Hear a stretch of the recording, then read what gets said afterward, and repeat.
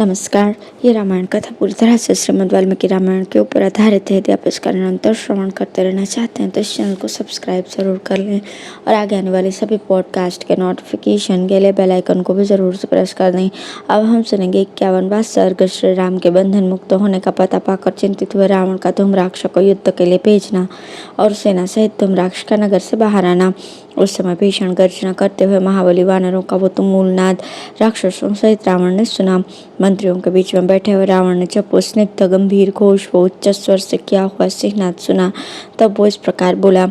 इस समय गरजते हुए मेघों के समान जो अधिक हर्ष में भरे हुए बहुसंख्यक वानरों का ये महान कोलाहल प्रकट हो रहा है, इससे स्पष्ट जान पड़ता है कि इन सबको बड़ा भारी हर्ष प्राप्त हुआ है, इसमें संशय नहीं है। तभी इस प्रकार बारंबार की गई गर्जनाओं से यह खारे पानी का समुद्र विक्षुब्ध हो उठा है। परंतु वे दोनों भाई श्री राम और लक्ष्मण तो तीखे बाणों से बंधे हुए हैं। इधर ये महान हर्षनाद भी हो रहा है जो मेरे मन में शंका सी उत्पन्न कर रहा है। मंत्रियों से ऐसा कहकर असुरराज रावण ने अपने पास ही खड़े हुए राक्षसों से कहा, तुम लोग शीघ्र ही जाकर इस बात का पता लगाओ कि शोक का अवसर उपस्थित होने पर भी इन सब वानरों के हर्ष का कौन सा कारण प्रकट हो गया है। रावण के इस प्रकार आदेश देने पर वे राक्षस घबराए हुए और परकोटे पर चढ़कर महात्मा सुग्रीव के द्वारा पालित वानर सेना की ओर देखने लगे। तब उन्हें ज्ञात हुआ कि महाभाग श्री राम और लक्ष्मण उस समय अत्यंत भयंकर नागरूपी बाण के बंधन से मुक्त होकर उठ गए हैं। तब समस्त राक्षसों को बड़ा दुख हुआ, उनका हृदय भय से थर्रा उठा। वे सब भयानक राक्षस परकोटे से उतरकर उदास होकर असुरराज रावण की सेवा में उपस्थित हुए। वे बातचीत की कला में कुशल थे, उनके मुख पर दीनता छा रही थी। उन निशाचरों ने वो सारा अप्रिय समाचार रावण को यथावत रूप से निवेदन किया। महाराज, कुमार इंद्रजीत ने जिन राम और लक्ष्मण दोनों भाइयों को युद्ध स्थल में नागरूपी बाणों के बंधन से बांधकर हाथ हिलाने में भी असमर्थ कर दिया था, वे गजराज के समान पराक्रमी दोनों वीर जैसे हाथी रस्से को तोड़कर स्वतंत्र हो जाए उसी प्रकार बाण बंधन से मुक्त होकर समरांगण में खड़े दिखाई देते हैं। उनका यह वचन सुनकर महाबली राक्षस राज रावण चिंता तथा शोक के वशीभूत हो गया और उसका चेहरा उतर गया। वो मन ही मन सोचने लगा, जो विषधर सर्पों के समान भयंकर वरदान में प्राप्त हुए और अमोघ थे तथा जिनका तेज सूर्य के समान था, उन्हीं के द्वारा युद्ध स्थल में इंद्रजीत ने जिन्हें बांध दिया था, वे मेरे दोनों शत्रु यदि अस्त्र बंधन में पड़कर भी उससे छूट गए, तब तो अब मैं अपनी सारी सेना को संशयापन नहीं देखता हूँ। जिन्होंने पहले युद्ध स्थल में मेरे शत्रुओं के प्राण ले लिए थे, वे अग्नितुल्य तेजस्वी बाण निश्चय ही आज निष्फल हो गए। ऐसा कहकर अत्यंत कुपित हुआ रावण फुफकारते हुए सर्प के समान जोर जोर से सांस लेने लगा और असुरों के बीच में धूम्राक्ष नामक असुर से बोला, भयानक पराक्रमी वीर, तुम राक्षसों की बहुत बड़ी सेना साथ लेकर वानरों सहित राम का वध करने के लिए शीघ्र जाओ। बुद्धिमान असुरराज के इस प्रकार आज्ञा देने पर धूम्राक्ष ने उसकी परिक्रमा की तथा वो तुरंत राजभवन से बाहर निकल गया। रावण के गृहद्वार पर पहुंचकर उसने सेनापति से कहा, सेना को उतावली के साथ शीघ्र सज्ज करो। युद्ध की इच्छा रखने वाले पुरुष को विलंब करने से क्या लाभ। धूम्राक्ष की बात सुनकर रावण की आज्ञा के अनुसार सेनापति ने, जिनके पीछे बहुत बड़ी सेना थी, भारी संख्या में सैनिकों को सज्ज कर दिया। वे भयानक रूपधारी बलवान निशाचर प्रास और शक्ति आदि अस्त्रों में घंटे बांधकर हर्ष और उत्साह से युक्त होकर जोर जोर से गरजते हुए आए और धूम्राक्ष को घेर कर खड़े हो गए। उनके हाथों में नाना प्रकार के अस्त्र शस्त्र थे। कुछ लोगों ने अपने हाथों में सूल और मुद्गर ले रखे थे। गदा, पट्टिश, लोहदंड, मूसल, परीक, बिंदीपाल, भाले, पाश और फर्श से लिए बहुत तेरे भयानक राक्षस युद्ध के लिए निकले। वे सभी मेघों के समान गंभीर गर्जना करते थे। कितने ही निशाचर ध्वजों से अलंकृत तथा सोने की झाली से आच्छादित रथों द्वारा युद्ध के लिए बाहर आए। वे सबके कवच धारण किए हुए थे। कितने ही श्रेष्ठ राक्षस नाना प्रकार के मुख वाले गधों पर, शीघ्रगामी घोड़ों तथा मदमत्त हाथियों पर सवार होकर दुर्जय व्याघ्रों के समान युद्ध के लिए नगर से बाहर निकले। धूम्राक्ष के रथ में सोने के आभूषणों से विभूषित ऐसे गधे जुते हुए थे जिनके मुख भेड़ियों और सिंहों के समान थे। गधे की भांति रेंकने वाला धूम्राक्ष उस दिव्य रथ पर सवार हुआ। इस प्रकार बहुत से राक्षसों के साथ महापराक्रमी धूम्राक्ष हंसता हुआ पश्चिम द्वार से, जहां हनुमान जी शत्रु का सामना करने के लिए खड़े थे, युद्ध के लिए निकला। गधों से जुता हुआ, गधों की सी आवाज करने वाला उस श्रेष्ठ रथ पर बैठकर युद्ध के लिए जाते हुए महाघोर राक्षस धूम्राक्ष को, जो बड़ा भयानक दिखाई देता था, आकाशचारी क्रूर पक्षियों ने भी अशुभ सूचक बोली बोलकर आगे बढ़ने से मना किया। उसके रथ के ऊपरी भाग पर एक महाभयानक दिधा गिरा। ध्वज के अग्रभाग पर बहुत से मुर्दाखोर पक्षी परस्पर गुथे हुए से गिर पड़े। उसी समय एक बहुत बड़ा श्वेत कबंध खून से लथपथ होकर पृथ्वी पर गिर पड़ा। वो कबंध बड़े जोर जोर से चित्कार करता हुआ धूम्राक्ष के पास ही गिरा था। बादल रक्त की वर्षा करने लगे और पृथ्वी डोलने लगी। वायु प्रतिकूल दिशा की ओर से बहने लगी। उसमें वज्रपात के समान गड़गड़ाहट उत्पन्न होती थी। संपूर्ण दिशाएं अंधकार से आच्छन्न हो जाने के कारण प्रकाशित नहीं होती थी। राक्षसों के लिए भय देने वाले वहां प्रकट हुए उन भयंकर उत्पातों को देखकर धूम्राक्ष व्यथित हो उठा और उसके आगे चलने वाले सभी राक्षस अचेत से हो गए। इस प्रकार बहुसंख्यक निशाचरों से घिरे हुए और युद्ध के लिए उत्सुक रहने वाले महाभयंकर बलवान राक्षस धूम्राक्ष ने नगर से बाहर निकलकर श्री रामचंद्र जी के बाहुबल से सुरक्षित एवं प्रलयकालिक समुद्र के समान विशाल वानरी सेना को देखा। अब है धूम्राक्ष का युद्ध और हनुमान जी के द्वारा उसका वध। भयंकर पराक्रमी निशाचर धूम्राक्ष को निकलते देख युद्ध की इच्छा रखने वाले समस्त वानर हर्ष और उत्साह से भरकर सिंहनाद करने लगे। उस समय उन वानरों और राक्षसों में अत्यंत भयंकर युद्ध छिड़ गया। वे घोर वृक्षों तथा सूलों और मुदगरों से एक दूसरे को चोट पहुंचाने लगे। राक्षसों ने चारों ओर से घोर वानरों को काटना आरंभ किया तथा वानरों ने भी राक्षसों को वृक्षों से मार मार कर धराशायी कर दिया।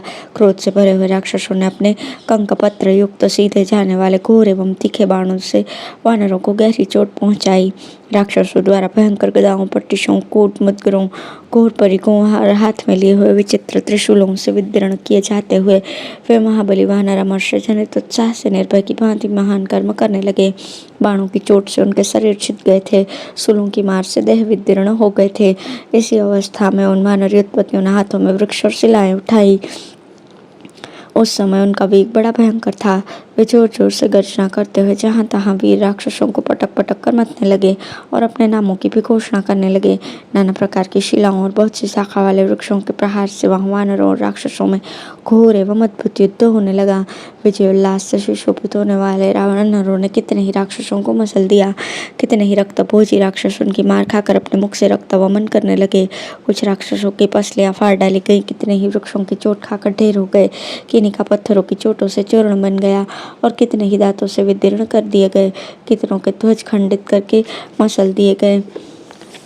तलवारें छीन कर नीचे गिरा दी गई और रथ चौपट कर दिए गए। इस प्रकार दुर्दशा में पड़कर बहुत से राक्षस व्यथित हो गए।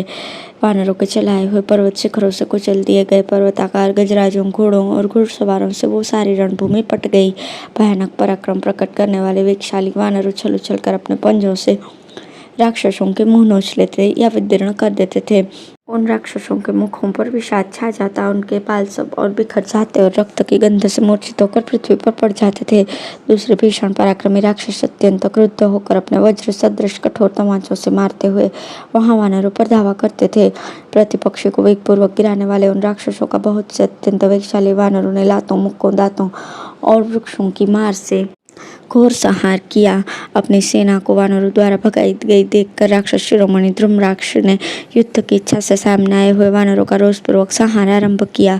कुछ वानरों को उसने भालों से गांठ दिया जिससे वे खून की धारा बहाने लगे। कितने ही वानर उसके मुदगरों से आहत होकर धरती पर लौटने लगे। कुछ वानर परिकों से कुचल डाले गए, कुछ भिन्न पालों से चीर दिए गए और कुछ पट्टेसों से मथे जाकर व्याकुल होकर अपने प्राणों से हाथ धो बैठे।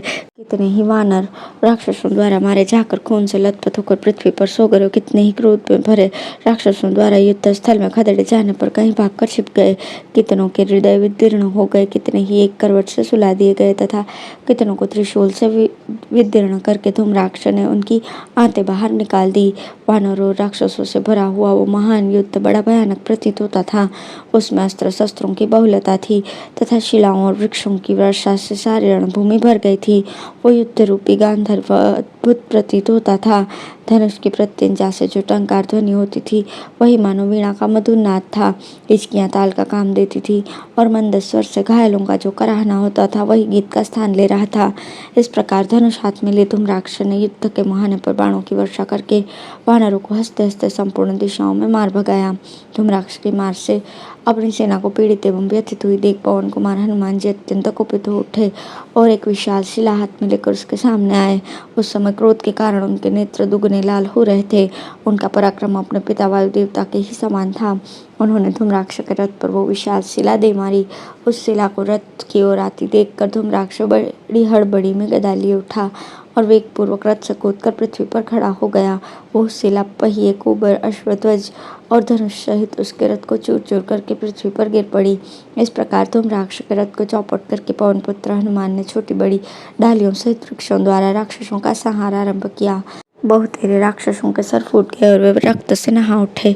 दूसरे बहुत से निशाचर वृक्षों की मार से कुचले जाकर धरती पर लौटने लगे। इस प्रकार राक्षस सेना को खदेड़कर पवन कुमार हनुमान ने एक पर्वत का शिखर उठा लिया और धूम्राक्ष पर धावा किया। उन्हें आते देखकर पराक्रमी धूम्राक्ष ने भी गदा उठा ली और गर्जना करता हुआ वो सहसा हनुमान जी की ओर दौड़ा। धूम्राक्ष ने कुपित हुए हनुमान जी के मस्तक पर बहुसंख्यक कांटों से भरी हुई वो गदा दे मारी।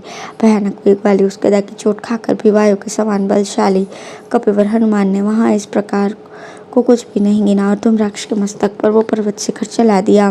पर्वत शिखर की गहरी चोट खाकर धूम्राक्ष के सारे अंग छिन्न भिन्न हो गए और वो बिखरे हुए पर्वत की भांति सहसा पृथ्वी पर गिर पड़ा।